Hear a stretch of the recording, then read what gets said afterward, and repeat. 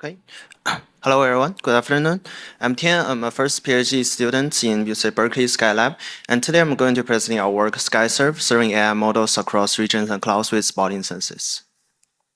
And to start with, the AI serving works are really prevalent in our daily lives. And here are several examples that you've likely used once before, like chatbot image generation or the coding agents. These applications are widely deployed, and they serve a large number of users.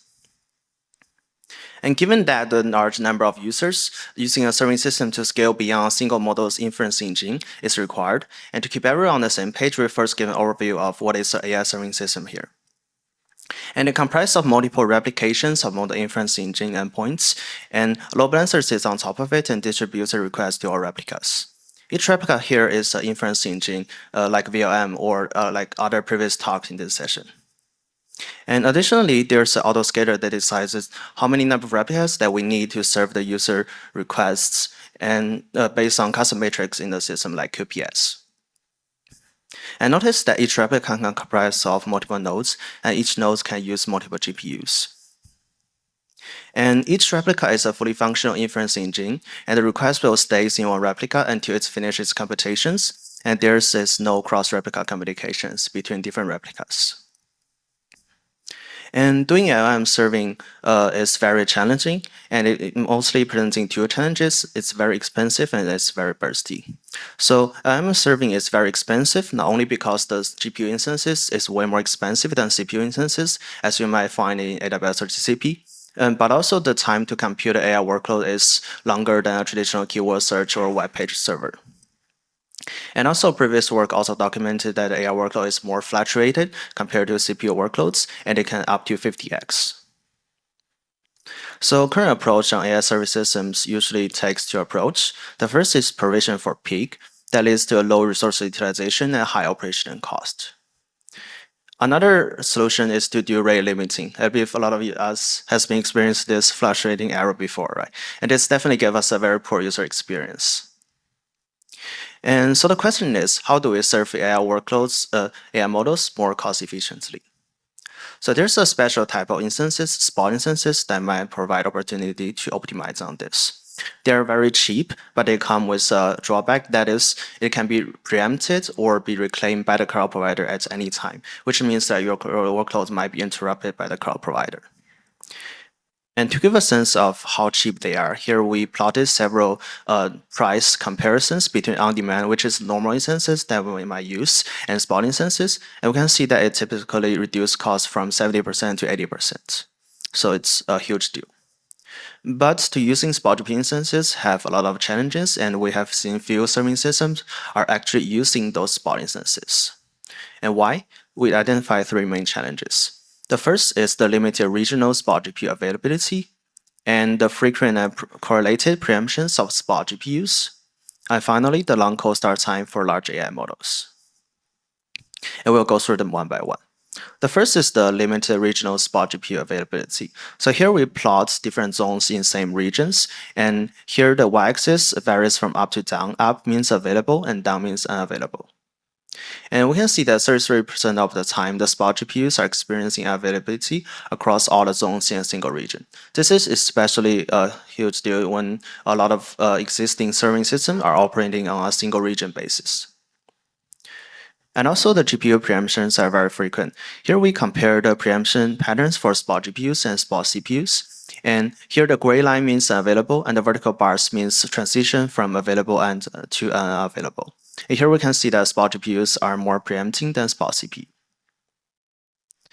And also, the GPU preemptions are also correlated. So we observe a thing that is across different zones in a single region, a lot of instances can be preempted at the same time. And we can see here that the two availability choice across two different zones in the same regions, US West 2A and US West 2C, they look very similar to each other and shows their high correlations. And across different regions, we see less to no correlations. So this two figure looks very different. And finally, the cold start time for large AI models is very long. So here we show a startup time for a DeepSeek R1 endpoint, and it basically takes about 10 minutes to start up instances. And this is not only including the time to install dependency and load models to the GPU, and this part can be this part can be optimized by our system researchers. But the time to find enough GPU instances to serve the model is decided by the cloud provider, and this part is unbounded, meaning that if the GPU continues to be unavailable, it can take a lot of time to find new instances. And to compare that, the preemption warning is very short. The preemption warning is a short warning that the cloud provider will send you before the actual preemption happens. This is 30 seconds on GCP and 2 minutes on AWS. And they're also best effort, so like no guarantee here. So a simple restart policy that restarts the new instances upon receiving preemption warning is not working. So to address all of those challenges, we propose spot hedge. Spot hedge is a preemption-aware multi-region policy where we do multi-region and cloud deployments and placements. And also we do a dynamic mixture of both spot and on-demand replicas. And also we over-provision cheap spot replicas. We won't have time to cover the third bullet points, but please find more details in our paper or chat with me offline. And yeah, our first insight is placing spot replicas across different regions will enhance availability. This is not only because we expanded the search space for better spot availability, meaning that now we have more access to more data centers, and there's more likely that you will get enough spot GPUs. But also the preemption is decorrelated. So when one region becomes preempting, the other regions are still available. A common concern for cross-region deployments is the cross-region latency. But we find that the cross-region latency, which is in order of hundreds of milliseconds, is negligible compared to the actual computation time spending on the replica. The computation time typically can goes up to 10 or more seconds, and especially with the recent emerging of reasoning models and image generation. So given that we should place all of the replicas across different regions and zones, the next question is, how do we place them? Another way to do this is to maintain similar number of replicas across all of the zones. This is common in traditional auto-scaling scenario, but when preemption happens in one zone, it will keep retrying in the same zone, and they won't actively rebalancing to other zones. And so a natural idea is that we should launch more spot replicas in zones with enough spot availability and avoid those preempting zones, right? But how do we know that? In spot hedge, we maintain two lists, actively zone list and preempting zone list, to keep track of the historical preemptions. When the preemption happens in one zone, we'll move that to preempting list, and new replica will only be launched from the zones in the active zone list. And within the active zone list, we will prioritize replicas. We will prioritize zones with fewer replicas to decorrelate the preemptions, or cheap zones for better cost efficiency. And spot hedge can probe the active lists and preempting lists in the background to keep them up to date.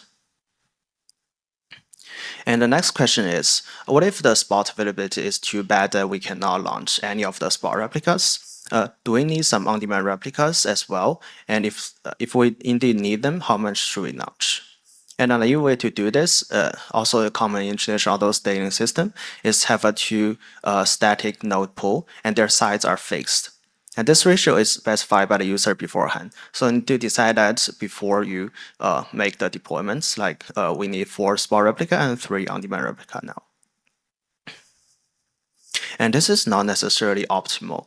So if the deployment using spots only, and it will result in a very high failure rate in terms of spot availability, is bad, especially when those systems are also single region systems. And if you even if you only use a small number of on-demand instances all the time, for example, here we use 1 on-demand instances, that will lead to a higher cost. So that means it's either poor availability or high cost. And to address that, our next insights is to dynamically deciding whether how much spot replica do we want. So when spot is available, we use more spot replica, and when spot is unavailable, we use on-demand replica as a fallback.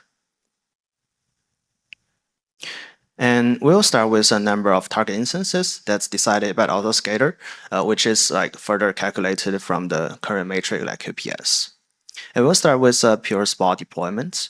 And when one instance is preempted, we'll launch a spot and on-demand simultaneously in the background. And if the spot is ready first, we'll terminate the on-demand. But if the on-demand is ready first, we'll keep retrying spots in the background until it's ready.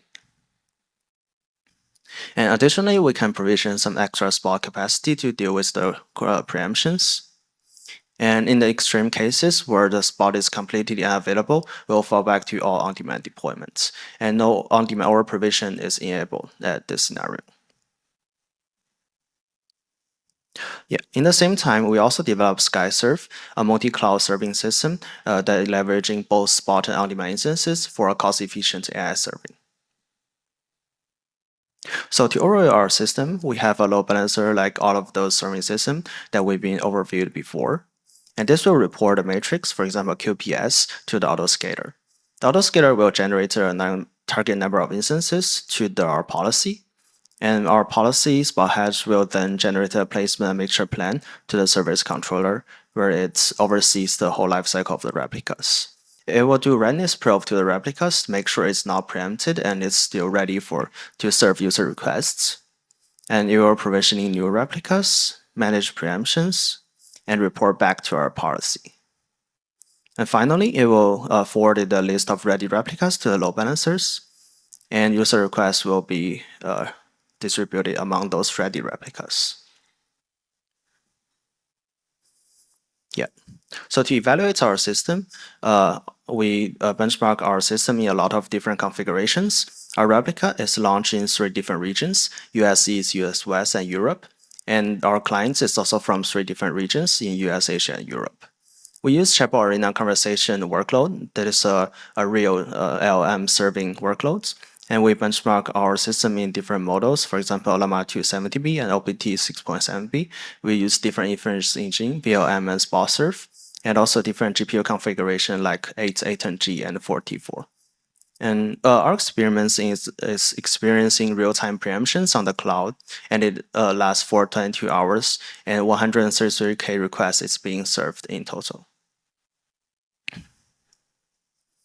And our baseline here is all of them are single region system.